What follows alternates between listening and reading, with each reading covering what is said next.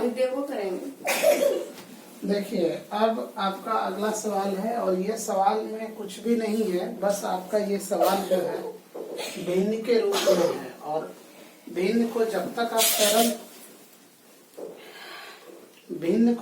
आप सरल नहीं करेंगे तो समीकरण को हल नहीं कर पाएंगे। और इस सवाल में भी यही कह रहा है कि पहले प्रतिस्थापन विधि से हल करो, फिर विलोपन विधि से हल करो। तो प्रतिस्थापन विधि सबसे पहले इसको इजी वे कर लेते हैं, यानी समीकरण के रूप में ऐसा बना लेते हैं ताकि वो आपका पूरा सरल हो जाए। चलिए देखते हैं। सबसे पहला आपका क्या है, x/2 प्लस 2/3 -1। यहाँ भी बाई 1 दे सकते हैं। अब देखिए, अब 3 और 2 का एलसीएम लेंगे तो 6 होगा। इसको इससे डिवाइड कीजिए तो 3 टाइम लगेगा। 3 इंटू एक्स, 3x प्लस इससे डिवाइड कीजिए 2 टाइम लगेगा। 2 इंटू 2 4y इक्वल टू -1/1। अपने मन से दे सकते हैं। अब यहाँ पर एक एग्जाम्पल के तौर पे चलिए, क्रॉस मल्टीप्लिकेशन यानी कोना कोनी गुना करने पर। तो कोना कोनी गुना कीजिए, इसको इधर से गुना करेंगे तो क्या होगा, 3x plus 4y equal to, इसको इधर से गुना कीजिए तो क्या होगा, -6। ये आपका समीकरण, चलो इसको मैं ठीक है समीकरण 1 मान लेता हूं। अब दूसरा जो आपके प्रश्न में दिया गया है, क्या दिया गया है, दूसरा प्रश्न में आपका दिया गया है x - y/3 इक्वल टू 3। चूंकि मैं पहले हल कर रहा हूं आपका प्रतिस्थापन विधि, अब मैं शॉर्ट में लिख देता हूं, आप समझ जाएंगे। प्रतिस्थापन विधि। चलिए अब नहीं कुछ तो /1 यहाँ दे सकते हैं, और जब /1 दे सकते हैं तो इसका और इसका एलसीएम लेंगे तो 3 होगा। इससे डिवाइड करेंगे, इसमें 3 टाइम 3 गुना x, 3x माइनस इससे इसमें डिवाइड करेंगे 1 टाइम 1 गुना y इक्वल टू 3। नहीं कुछ तो /1 दे सकते हैं। अब इसको यहाँ पर हम लोग क्रॉस मल्टीप्लिकेशन करेंगे, यानी कोना कोनी गुना करेंगे। तो देखिए कोना कोनी गुना कैसे करेंगे, इसको इधर से कीजिए तो क्या होगा, 3x minus y equal to, इसको इधर से गुना कीजिए तो 3 गुना 3 9। ये आपका देखिए फर्स्ट समीकरण यहाँ आ गया है, सेकेंड समीकरण ये निकल रहा है। चूंकि प्रतिस्थापन विधि बना रहे हैं तो इस विधि में आपको पता है कि x की वैल्यू या y की वैल्यू प्रतिस्थापित करना होता है, यानी बैठाना होता है। तो प्रतिस्थापित करना होता है, तो ये इजी वे में है, इसको आप इजी कर लो और इस वैल्यू को इधर कर दो। तो 3x इक्वल टू 9 और ये वैल्यू उधर जाएगा, माइनस है उस तरफ जाएगा तो प्लस होगा, और इसे प्लस कर दो, y हो गया। तो x इक्वल टू क्या हो गया, 9 प्लस y/3। ये आपका समीकरण A मान लो। अब आपका इक्वेशन ये 1 जो आया है यहां पर लिखो। अब समीकरण 1 में x का मान प्रतिस्थापित करने पर, ठीक है। अब प्रतिस्थापित करो, वैल्यू को लिखो, 3x plus 4y equal to -6। 3x की वैल्यू क्या है, 9 plus y/3 plus 4y equal to -6। ठीक है, समझ में आ रहे ना। ये 3 को आप कटा दो। क्यों कटाएंगे, क्योंकि ऊपर और नीचे यानी अंश बाय हर, यानी भिन्न के रूप में रहे, सिंपल भाषा में समझो, भिन्न के रूप में रहे तो कट जाएगा, क्योंकि ये ऊपर ये नीचे तो कट जाएगा। अब आपका क्या बच गया, 9 plus y plus 4y equal to -6। ये दोनों देखो एक बिरादर का है, तो क्या होगा, 4y प्लस y 5y, और इस 9 को उस तरफ कर दो तो -6 प्लस 9, ये आपस में क्या हो जाएंगे, क्योंकि भिन्न भिन्न चिन्ह है तो घट जाएंगे। घटने के बाद 9 में 6 गया तो 3 बचा, बड़े अंक का चिन्ह प्लस लिखते नहीं है, तो y इक्वल टू क्या आपका आ गया वैल्यू 3/5।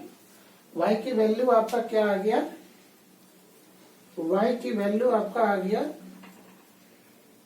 सॉरी कोई मिस्टेक हो रहा है,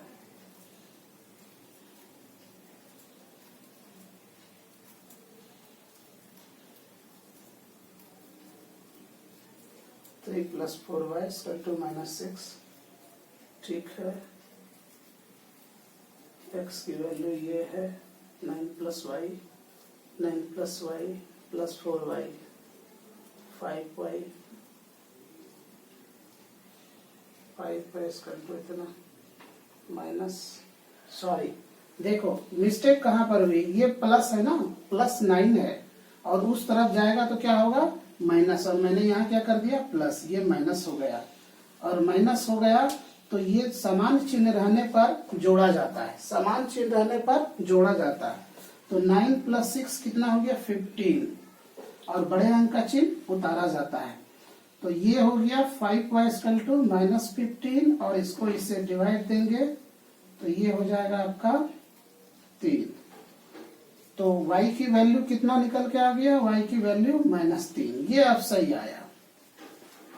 मैथमेटिक्स में यही सबसे इंपॉर्टेंट होता है कि माइनस की जगह प्लस और प्लस की जगह माइनस आपने जैसे ही मिस्टेक किया तो सवाल टोटली रॉन्ग हो जाता है। तो आप लोग भी ध्यान रखेंगे। चलिए कोई बड़ी बात नहीं है, कभी कभी ऐसा हो सकता है। चलिए अब y की वैल्यू आपके पास -3 आ चुका है, तो y की वैल्यू 3 आ चुका है, तो आप किसी एक समीकरण को ले लो। समीकरण a को लेते हैं। अब समीकरण a में y का मान प्रतिस्थापित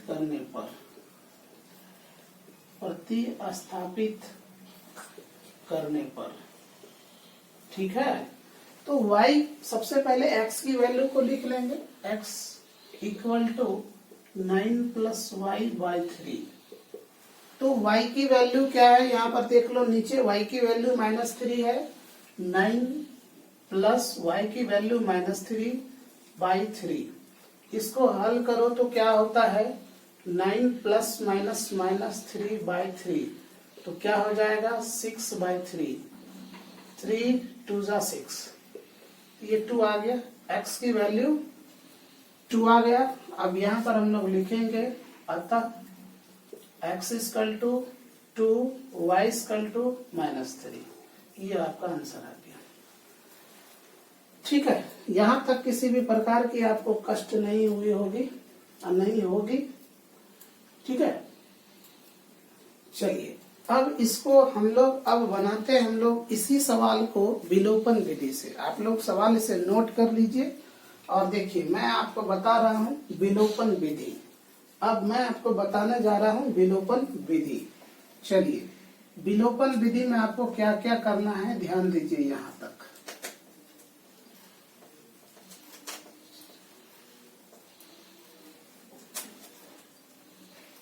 आप लोग लिख लिए होंगे, मुझे बिलीव है। चलिए अब इधर भी आप लोग नोट कर लिए ना। चलिए देखिए,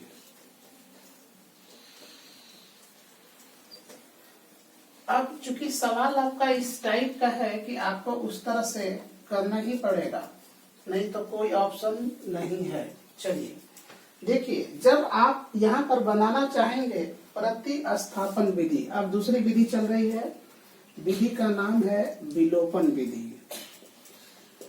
विलोपन विधि देखिए विलोपन विधि से कैसे हल करेंगे, क्योंकि सवाल आपका भिन्न के फॉर्म में है, सवाल आपका बटे के रूप में है, तो पहले उसे हल्का करेंगे। क्योंकि आपने प्रतिस्थापन विधि पे अभी जस्ट इसको समझा कि इसको कैसे हम लोग हल करते हुए आगे बढ़ेंगे। तो इसको हल करते हुए मैंने समीकरण 1 तक पहुंचा, समीकरण 1 पहुंचा। दूसरी समीकरण को मैंने यहाँ पर लिया, जो अभी जस्ट आपने समझा कि इसे कैसे हल किया। इस सवाल को हल करते हुए यहाँ तक पहुंचा, तो यहाँ पर क्या करना है कि हमको ये लाइन नहीं लेना है और इस वाले को उधर नहीं करना है। तो आपके पास दूसरा समीकरण क्या आ गया, 3x - y = 9, दूसरा समीकरण आ गया। यहाँ तक हम लोग बना लिए। चलिए अब लिखेंगे यहाँ पर, अब समीकरण 1 एवं 2 से। तो समीकरण 1 यहाँ पर है, देखिए 3x plus 4y equal to -6, समीकरण 1।